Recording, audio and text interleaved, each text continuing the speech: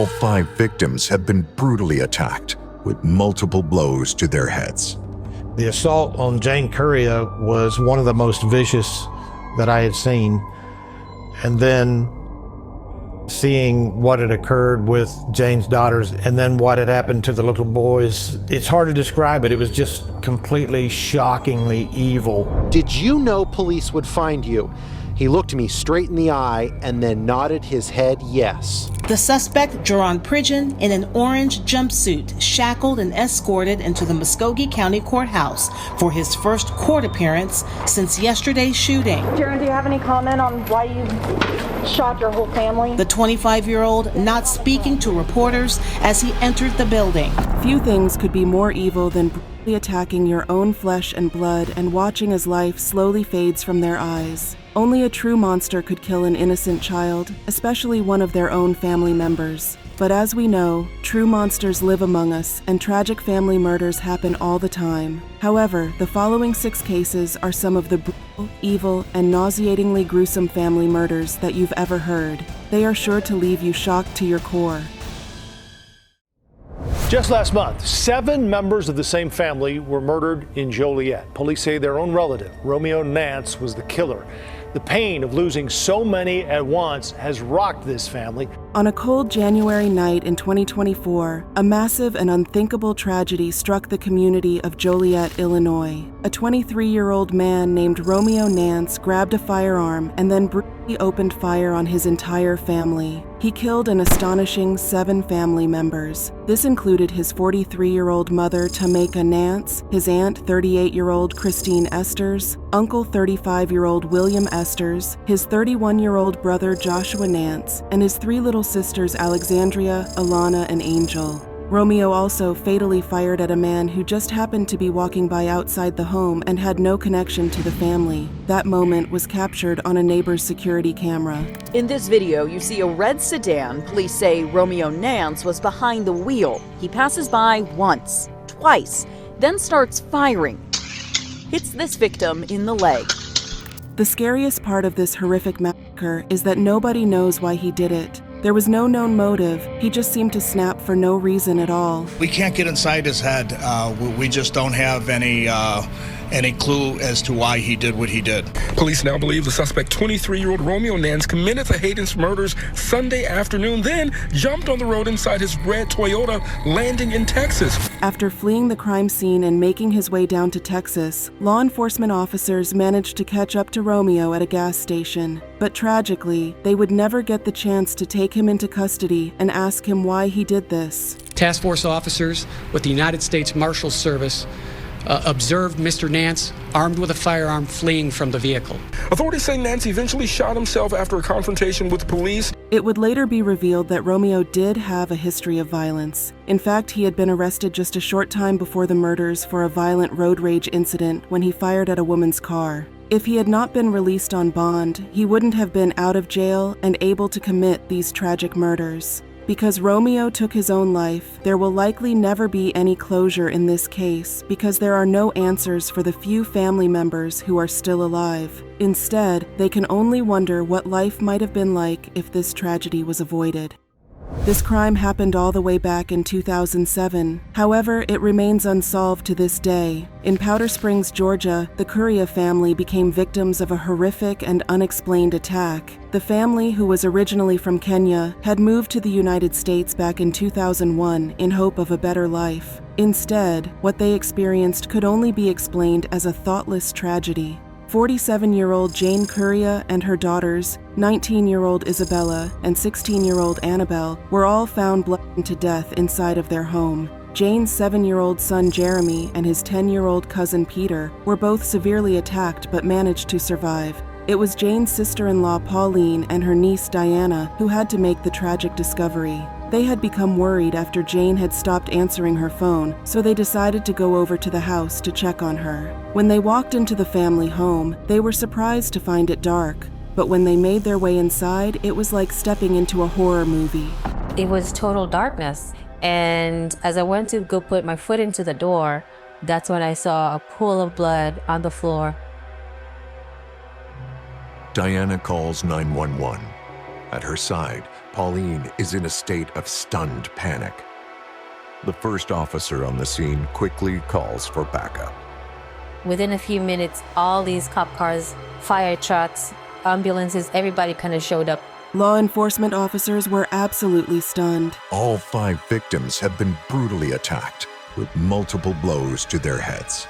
The assault on Jane Currier was one of the most vicious that I had seen. And then seeing what had occurred with Jane's daughters and then what had happened to the little boys, it's hard to describe it. It was just completely shockingly evil. Unfortunately, both Jeremy and Peter were so badly injured in the brutal attack that when they woke up, neither of them had any memory of what happened or who did this to them. Jeremy even had to go through brain surgery to remove a tumor that he developed because of injuries. The cops combed through the entire house looking for evidence and interviewed everyone close to the family. However, they were never able to find a single clue, and it still remains a cold case all of these years later. The case horrified and baffled the entire community, with many wondering if the killer still lives among them.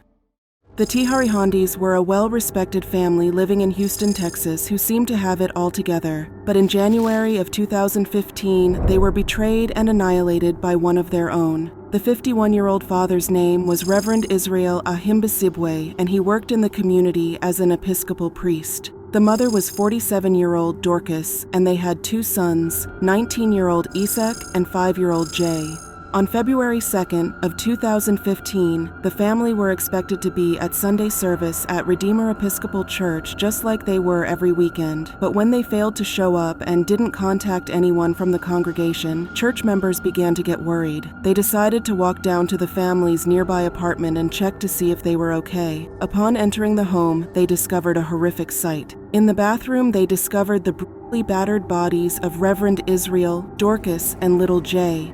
The bodies had been covered with blankets and towels. 19-year-old Isaac, however, was nowhere to be found. This immediately seemed suspicious. As the cops questioned those close to the family, they found some pretty strange and surprising information. Isaac had been telling all of his friends and family that he had enlisted in the U.S. Marine Corps and was scheduled to depart at the end of January. But military officials would later confirm that there was no record of him actually enlisting. With this information in mind, the cops now believed that Isaac's parents had found out that he had been lying and tried confronting him about it. They suspected that some sort of fight broke out and Isaac might have decided to take the lives of his own family. They would soon learn that Isaac fled Houston and headed to New Orleans and then Jackson, Mississippi. While he had probably hoped that he would throw the cops off his tail, he didn't seem to realize that the cops were already tracking his every move by tracing his credit card. They managed to catch up with him after a 2-day chase, and he was finally arrested and charged with 3 counts of murder. 19-year-old Isaac Tijarihondis has just spent his first 24 hours back in Houston after being extradited from Mississippi. When he was first arrested, Isaac hardly said a word, but after a few days in jail, he agreed to do a jailhouse interview with the press. Cameras weren't allowed for our conversation, where he told me he's doing well in jail. He said he'd watched news coverage of himself, and so had other people in jail. I asked him how they reacted, and he told me, "I don't talk to anyone." Isaac would not talk about whether he was guilty or innocent of the murders of his family, but there was one question that he was willing to answer. Did you know police would find you? He looked me straight in the eye and then nodded his head yes. The reporter who interviewed Isaac spoke about an odd moment during their interaction when Isaac locked eyes with him, and it was as if he was looking into the face of evil. You know, there was one point where he had finished one of his answers and I hadn't yet followed up with my next question, and our eyes kind of locked with each other. It was about 10 seconds there, and you've heard people describe that sometimes they think they can see into someone's soul. Well, that is exactly what it felt like for those 10 seconds before I followed up with my next question. It's no secret that a lot of people in their teens have arguments with their parents, but few decide to kill their entire family because of it. In just one night, Isaac had managed to destroy the life his parents had worked so hard to give him. The reality must have been sitting in that there was no turning back now. On February 1st of 2016, Isaac officially pled guilty to capital murder. He admitted that he used a hammer, a baseball bat, and a lamp to brutally beat each of his family members to death. The man accused of killing 3 of his relatives pled guilty in court. Isaac Taharahandi admitted to murdering his mother, father, and younger brother. Despite his horrible crimes, there were still a lot of people supporting him who hoped to see the judge give him a second chance to turn his life around. Supporters corroborated a story that as a young boy in Uganda, he fell off a cliff and went into a coma for 3 days. Family friends say that, coupled with multiple concussions playing football, damaged him for good. A judge ordered him to serve 2 life sentences in prison, a decision that had dozens of his supporters shocked and upset. Isaac will spend the rest of his life in prison with no possibility of parole. A teenager killed nearly his entire family, all because he left home without permission. In January of 2021, a senseless tragedy took place in Indianapolis, Indiana. It involved the murders of 6 different people, but the reason why it took place is what makes this case all the more perplexing. On the evening of the tragedy, 17-year-old Raymond Childs III got into an argument with his father and his stepmother because he wanted to stay out late and have a sleepover with his girlfriend. He ended up leaving home without permission, and when he returned, things would take a shocking and very violent turn. After an argument with his parents, Raymond grabbed a firearm and then went around his house hunting down his family members one by one and killing them in cold blood. He didn't stop with his father Raymond or his stepmother Kezzy. He continued on with the murder spree, killing his 18-year-old brother Elijah and Elijah's pregnant girlfriend Kira as well. Kira's unborn son, who was nearly full term, would also die in the brutal attack. He shot his brother once in the back of the head as he was watching television. Next to Elijah in bed was Elijah's girlfriend, Kiara Hawkins. The defendant shot her once through her right ear. Raymond's list of victims continued to grow as he then also killed his little sister Rita, who was just 13. There was only one person inside of the home who managed to survive the massacre, and that was Raymond's little brother Chris, who was 15. Chris was struck once in the attack, but made it out of the house and called for help. He was later able to identify Raymond as the killer, and Raymond was arrested the following day. Facing 6 counts of murder, Raymond appeared as calm and collected as could be in the courtroom for his first hearing. Raymond Childs III was just 17 years old at the time of the mass murders inside his East Side home on Adams Street in January 2021. Raymond III is charged with the murders of his parents, Raymond Jr. and Kezzy Childs, plus his 13-year-old sister, his 18-year-old brother, and his brother's 19-year-old pregnant girlfriend. Their almost full-term baby boy is among the 6 murder charges Raymond III faces. At his trial, the prosecutor told the nightmarish story of how Chris Childs managed to escape the home after witnessing his entire family be brutally massacred. He hid in the nearby laundry room and listened as there was a brief struggle before his brother shot their parents to death. He heard his father's last words, "I love you, Raymond." In October of 2024, Raymond was officially convicted of 6 counts of murder and 1 count of attempted murder. He has yet to be sentenced, but it is guaranteed that he will never know life outside of prison walls again. It was 20 years ago today that a Bakersfield vice principal committed one of the most notorious crimes in Kern County history, a crime that stunned the community and sparked countless debates about how a well-respected educator could do something so heinous. The case of the Harper family is so evil that it continues to shock people even more than 2 decades later. On July 6th of 2003, 5 members of the same family were found brutally murdered in their Bakersfield, California home. Among the victims was a 70-year-old civil rights advocate named Ernestine Harper, her daughter Joni Harper, and Joni's 3 very young children, Marquez, Lindsay, and Marshall. Little Marshall was just 2 weeks old at the time of the slayings. The murders were not discovered until 2 days after they took place. When Joni missed church services that Sunday, a friend of hers became worried and decided to stop by the house. It was there that she discovered an extremely gory murder scene. The walls were covered in blood and everyone inside was clearly dead after being killed at close range with a firearm. The murder scene was staged to look like a robbery, but because there were no signs of forced entry, the cops suspected that the killer was likely someone who the Harper family knew. The number 1 suspect would eventually become Joni's husband, Vincent Brothers. Vincent was a well-respected member of the community and also the vice principal of the local elementary school. At first, nobody believed that he could possibly be behind such a heinous crime. But when the cops began to question where he was at the time of the murders, Vincent's story quickly began raising red flags. Vincent had initially told the cops that he was visiting his brother Melvin in Ohio at the time that the murders took place. At first, his story seemed to hold up with his credit card statement showing it had been used in Ohio, but further investigation would later reveal that it was Vincent's brother Melvin who used the card to try to make Vincent's alibi more believable. Vincent had in fact been in California at the time the murders took place. Vincent was later charged with 5 counts of first-degree murder. It was July 6, 2003. Vincent Brothers killing 5 members of his family. The victims ranged in age from a weeks-old baby to Brothers' elderly mother-in-law. Prosecutors argued Brothers flew to Ohio, rented a car, and drove it to Bakersfield, where he then killed his family and drove back to Ohio. Expert witnesses testified that insect remains found on the car's radiator were only found in the western U.S. Vincent was ultimately convicted of the murders and was sentenced to death for his heinous crimes. Now, at the age of 61, he remains behind bars awaiting the day that his sentence will be carried out.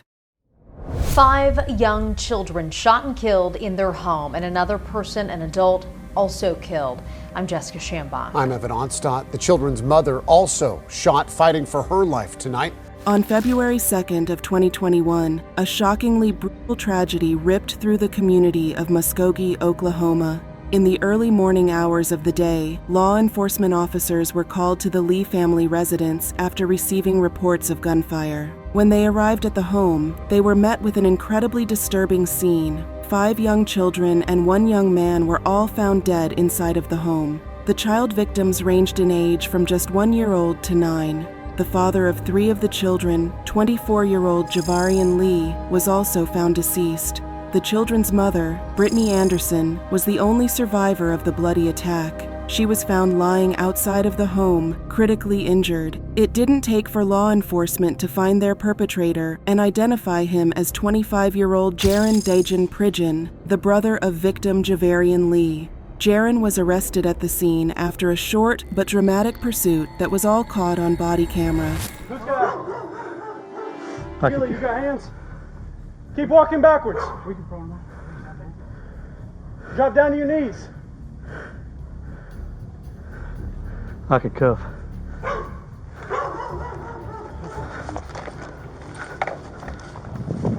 Grab your hands. Do not move.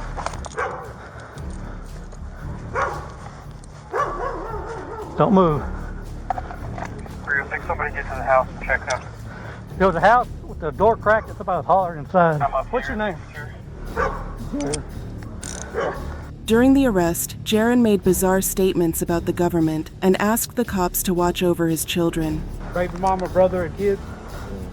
How many kids are in there? 8. Do we need multiple EMS? Bro, can y'all please take me serious right now, please? I know this will sound weird and stuff, but please watch over y'all kids, man. Real shit. 2 adults and 8 kids in the house. The government is fucking us up, man. Okay. The reality of how tragic this situation really was soon began to set in as law enforcement processed the horrific murder scene. When police got there, before they knew the magnitude of what happened, they say they found the suspect holding a gun. An officer fires at that suspect who doesn't drop the weapon. That officer misses. The subject takes off running. After a foot chase, police got the suspect in custody and authorities could begin their investigation. Only one of the child victims was still breathing at the time that law enforcement arrived. That child was rushed to the hospital but would be pronounced dead a short time later. 4 children dead inside. Police also found a 24-year-old man who had been shot and killed. We're told that victim was the suspect's own brother.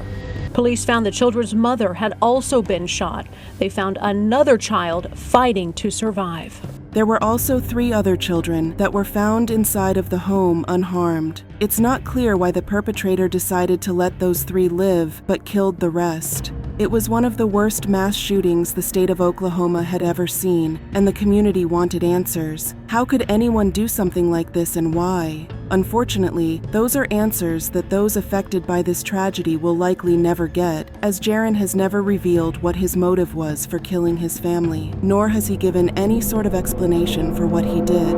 Jaron was charged with 6 counts of first-degree murder and possession of a firearm after a felony conviction. Initially, he pleaded not guilty by reason of insanity, but in October of 2024, Jaron changed his mind and switched his plea to guilty. The suspect, Jaron Pridgeon, in an orange jumpsuit, shackled and escorted into the Muskogee County Courthouse for his first court appearance since yesterday's shooting. Jaron, do you have any comment on why you shot your whole family? The 25-year-old not speaking to reporters as he entered the building. As a result of his guilty plea, Jaron was automatically sentenced to life in prison. However, even at sentencing, he never explained his decision to kill his entire family, leaving the victims' loved ones with very little closure. Is it possible Jaron never had a motive but just decided he wanted to kill his family that night? That is a question that Jaron alone can answer.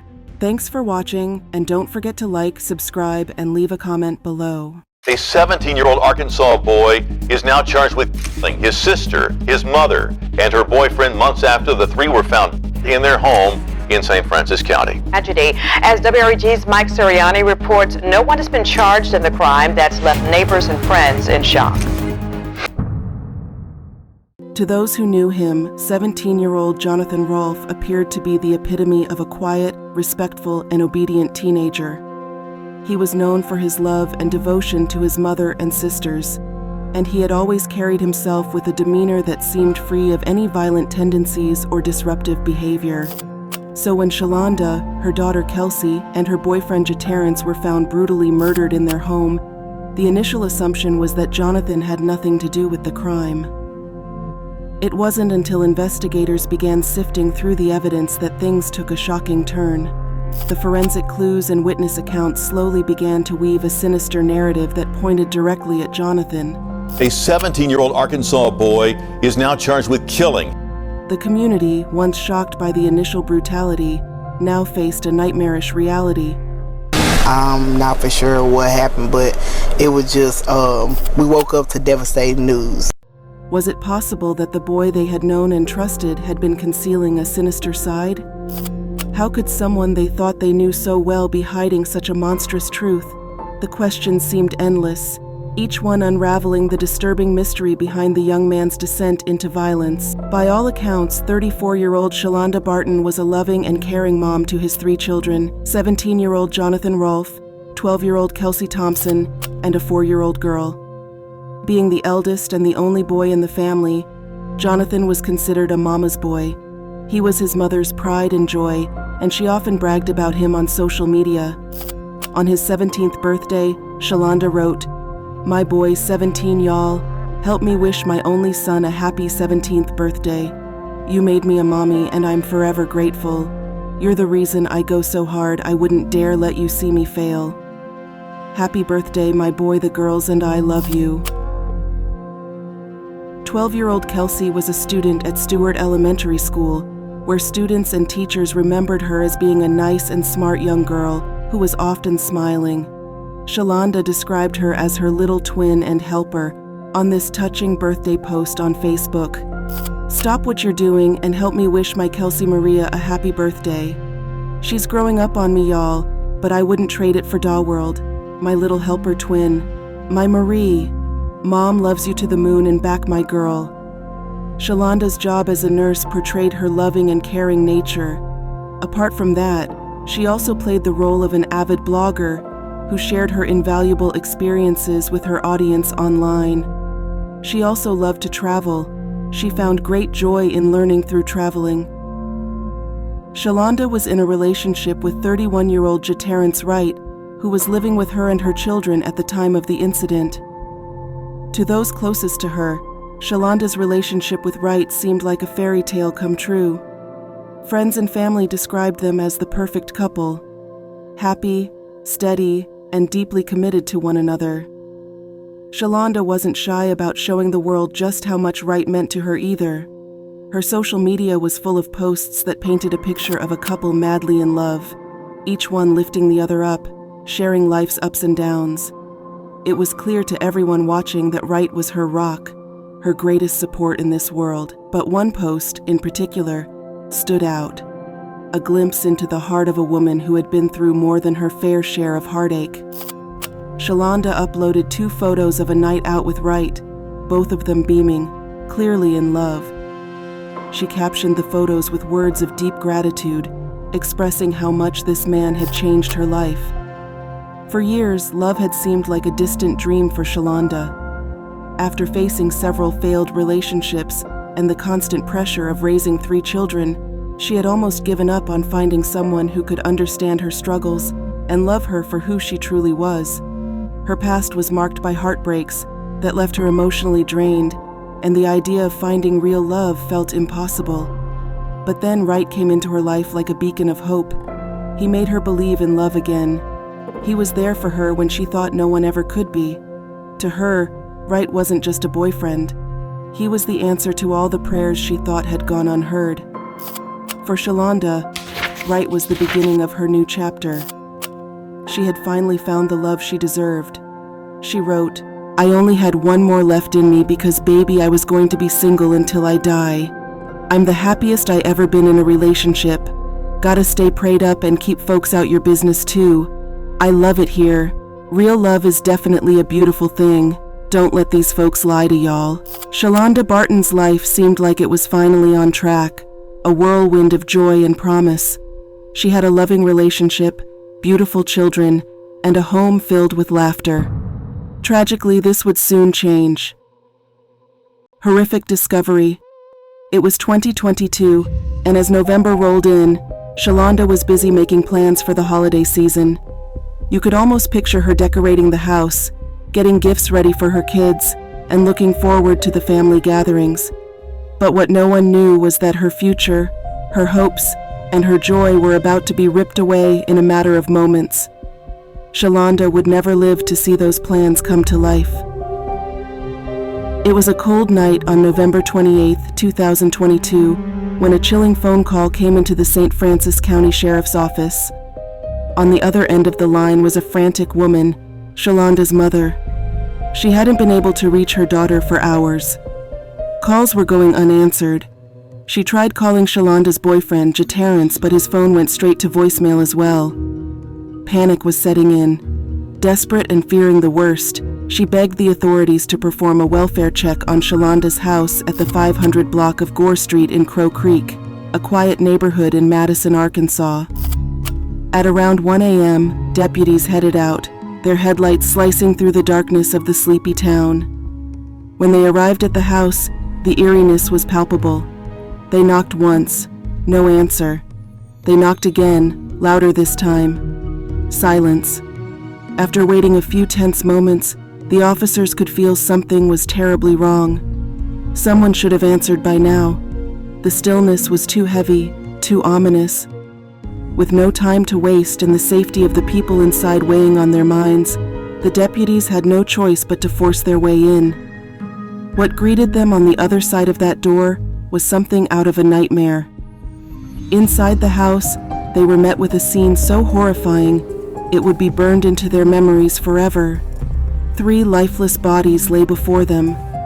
A man, a woman, and a young girl. We did go out, a deputy went out, got no response. Went inside the house and found 3 bodies. As they started their investigation, the grim reality of who these victims were began to sink in. The woman was identified as Shalonda Barton. The man, her boyfriend, Terrence Wright. And the young girl, Shalonda's own 12-year-old daughter. At first, her name was withheld, but soon she would be identified as Kelsey Thompson, the innocent child whose life was cut short far too soon. As dawn broke over the town of Madison, the horrifying news spread like wildfire. Neighbors, who had been unaware of the tragedy unfolding just feet away, were stunned beyond words. I'm not for sure what happened, but it was just, we woke up to devastating news. How could something like this happen in their quiet community? What had gone so wrong behind the closed doors of Shalonda's home? The scene left everyone with more questions than answers. What could have led to such a gruesome end for a family that seemed so happy just days before? And who, or what, was responsible for the bloodshed? The once peaceful house on Gore Street was now the center of a chilling mystery, and as the investigation began, the town was left to grapple with the unthinkable. Shalonda's 4-year-old daughter was also in the same house when the incident took place, but she was unharmed and found safe in another room. It appeared as though the attacker didn't want to harm her, or didn't know that she was in the same house. The news spread like wildfire. Reporters rushed to the crime scene to cover the news and found Shalonda's family and dear ones creating a makeshift memorial outside their house, which was empty now. As reporters reached out to Shalonda's neighbors, they hoped to uncover more about her life and her relationship with Jeterrence Wright. But the responses were overwhelmingly positive. No one had a bad word to say about their partnership. Yet, in the wake of such a tragic event, it seemed no one could point to any enemies who might have wanted to harm them. One neighbor, Tia Burton, shared her heartache with the reporters. Living nearby, Tia often crossed paths with Shalonda and her family. She fondly remembered seeing Shalonda's 12-year-old daughter, Kelsey, waiting for the bus each morning. Kelsey's bright and cheerful demeanor always stood out, leaving a lasting impression on Tia. Very nice. She was bigger than all the other kids, so she let all the other kids get on the bus first every morning. I see this little girl every morning with a smile on her face. Tia remembered how Kelsey was always the one to help the other children board the bus each morning, showing kindness and care beyond her years. It was clear to Tia that Kelsey had a big heart, and that generosity of spirit was evident in everything she did. Tia also said that the incident made her realize how fragile and uncertain human life was. So now, she never hesitated to show love to her children before sending them off to school. Before I even let them on the bus, I hugged them very, very, very tight, because you never know when you can be here today and gone today. Another neighbor mentioned that she didn't know what had happened or hadn't noticed when the police arrived at the crime scene late at night. She woke up and heard the shocking news. A third neighbor named Minnie told the reporters that she'd heard dogs barking and light flashing in the distance at night. But she didn't understand that those belonged to the police team and they'd come to take dead bodies away with them. The sheriff said that all victims were in their respective beds with fatal bullet wounds, which meant they were killed while sleeping. Apparently shot while they were in bed. He added that there was a 4-year-old child in the house, but she was unharmed and was sent to live with her grandmother for the time being. We do have a report that there was a 4-year-old at the home, and that he was, or she was, taken to the grandmother's house. The sheriff called it a crime of passion, adding that the decision was not taken within the spur of the moment. But the attacker's motive was still not established, and that's what the detectives were trying to find.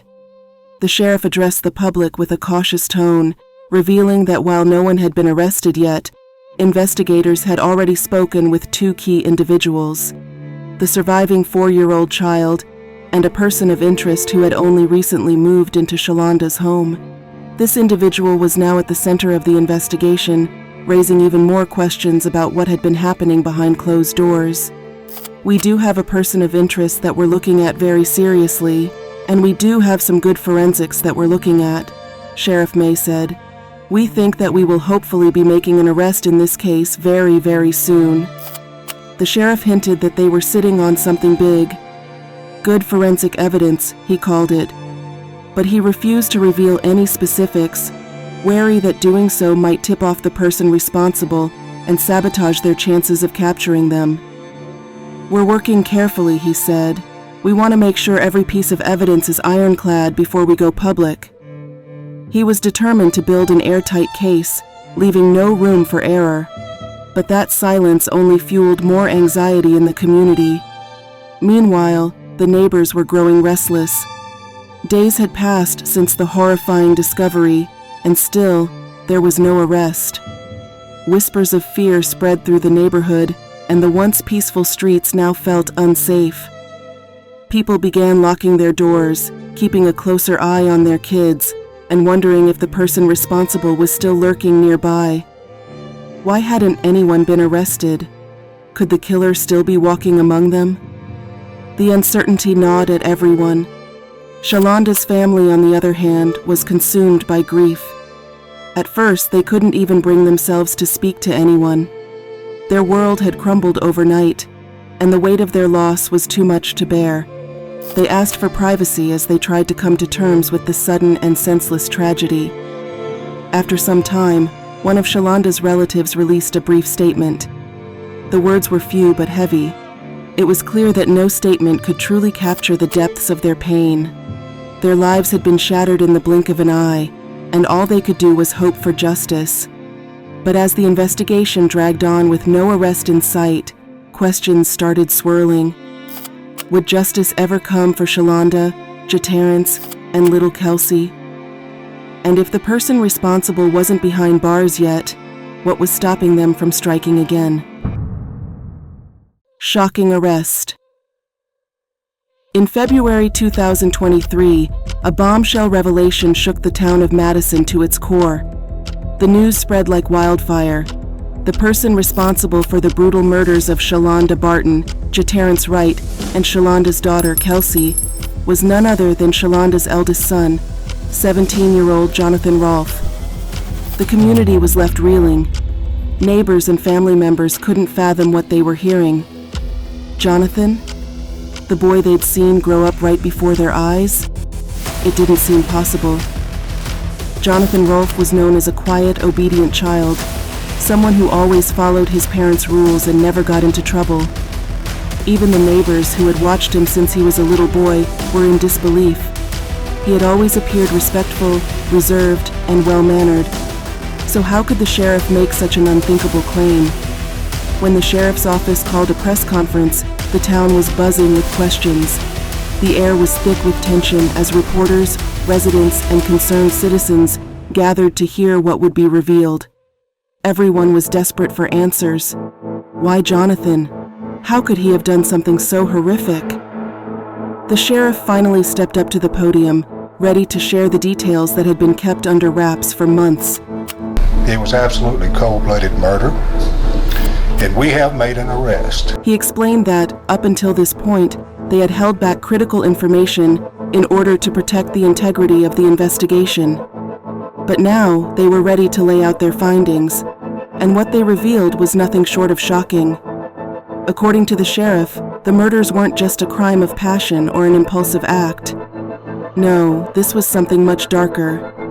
The killings were premeditated, carefully thought out, and planned in advance. Jonathan Rolfe had orchestrated the entire tragedy. The evidence they had gathered pointed to Jonathan as the mastermind behind the murders. The sheriff said that forensic evidence, witness interviews, and behavioral patterns all aligned with their grim conclusion. Jonathan had set this plan in motion long before that fateful night in November. And as the final blow to the stunned crowd, is to get a conviction. We have the shooter. No doubt in our mind, we have the shooter. The sheriff revealed that Jonathan had already been arrested. The room erupted in murmurs of disbelief. A teenager who had never shown any signs of violence had taken the lives of his own mother, his sister, and his mother's boyfriend. The revelation left everyone grappling with the same haunting question. What could have driven a boy like Jonathan Rolfe to commit such an unspeakable act? The family was shattered all over again. Not only had they lost Shalonda, Jaterrence, and Kelsey in one of the most violent ways imaginable, but now they were forced to confront the reality that the person responsible for that loss was one of their own. According to the official reports, after the horrific incident, investigators immediately scoured Shalonda Barton's home for clues. They found shell casings scattered throughout the scene, along with other pieces of forensic evidence. Every item they discovered was carefully collected and sent to the lab for testing, with the hope that these clues would lead them to whoever committed this unthinkable crime. Initially, investigators believed they were dealing with a robbery gone wrong. After all, what other reason could there be for someone to enter the home in the dead of night, take the lives of 3 people in their sleep, and leave the youngest child completely unharmed? Their suspicions grew when they noticed that Shalonda's black Cadillac was missing from the garage. To them, it seemed obvious.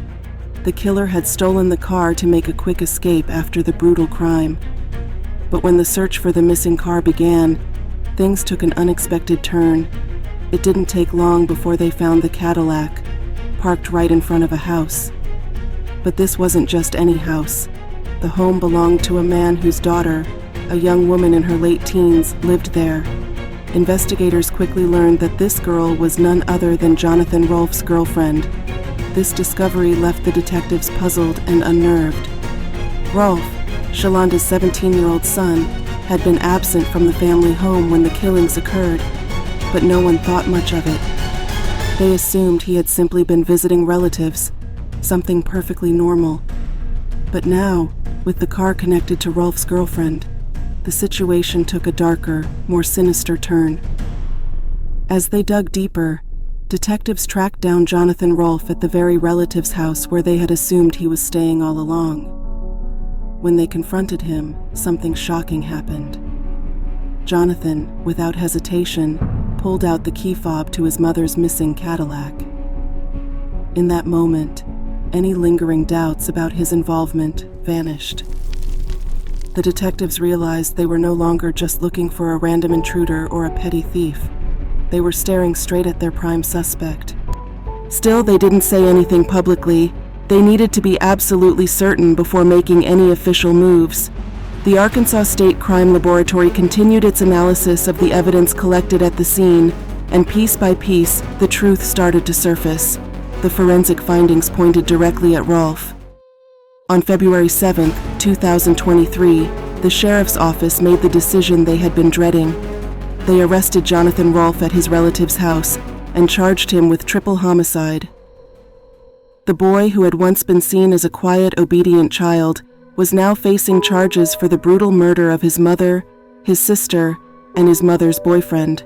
Along with these charges, he was also accused of stealing his mother's Cadillac, using it to cover his tracks. At a press conference, Todd Murray, the prosecuting attorney for the 1st Judicial District, addressed the community.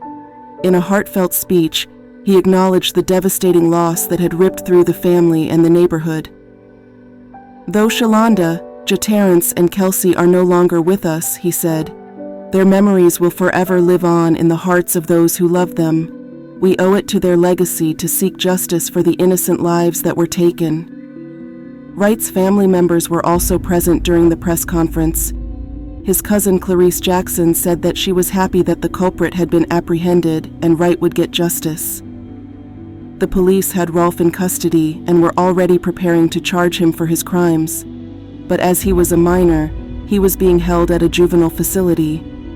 Even though legal proceedings have kicked off, Shalonda and Wright's families brace themselves for a long and grueling journey toward justice. They know it could take years before any semblance of closure is achieved. For Wright's family, the situation is particularly agonizing. The revelation that their son's girlfriend was the mother of his murderer is almost too much to bear. They can't help but wonder, if Wright hadn't fallen in love with Shalonda, might his life have taken a different path?